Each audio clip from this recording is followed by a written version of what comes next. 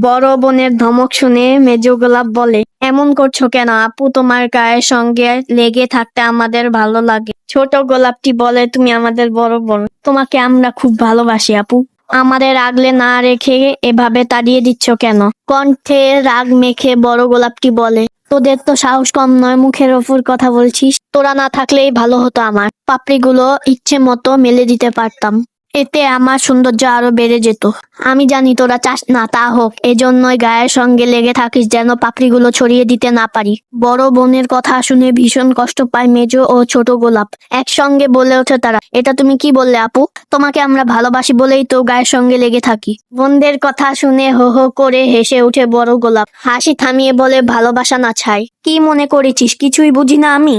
আমার চেয়ে তোদের সৌন্দর্য কম বলে হিংসে করছিস? তোরা মোটেও চাস না আমাকে আরো বেশি সুন্দর দেখা। সৌন্দর্যের অহংকারে তুমি সম্পর্ক ভুলে যাচ্ছ আপু। হয়তো এ সৌন্দর্য তোমার বিপদ ডেকে আনবে। মেজ গোলাপটি বলে। ছোট গোলাপ সুর মিলায়, ঠিক আছে আমরা দূরে সরে যাচ্ছি, তুমি তোমার সৌন্দর্য নিয়ে ভালো থাকো। হ্যাঁ, পারলে সেটাই কর, তাতেই আমি খুশি হব। বড় গোলাপ কর্কশ কণ্ঠে বলে। মনে একরাশ কষ্ট নিয়ে মেজ ও ছোট গোলাপ সামান্য দূরে সরে যায়। বড় গোলাপ তার পাপড়িগুলো ইচ্ছে মতো ছড়িয়ে দেয়। আগের চেয়ে তার সৌন্দর্য বহু গুণে বৃদ্ধি পায়। বেড়ে যায় অহংকারও। সে তার বোনদের দিকে একবারও ফিরে তাকায়নি।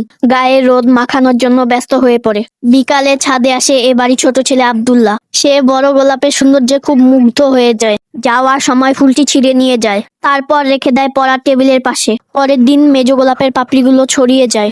বেড়ে যায় তার সৌন্দর্য। কিন্তু সে তার বড় বোনের মতো অহংকার করে না।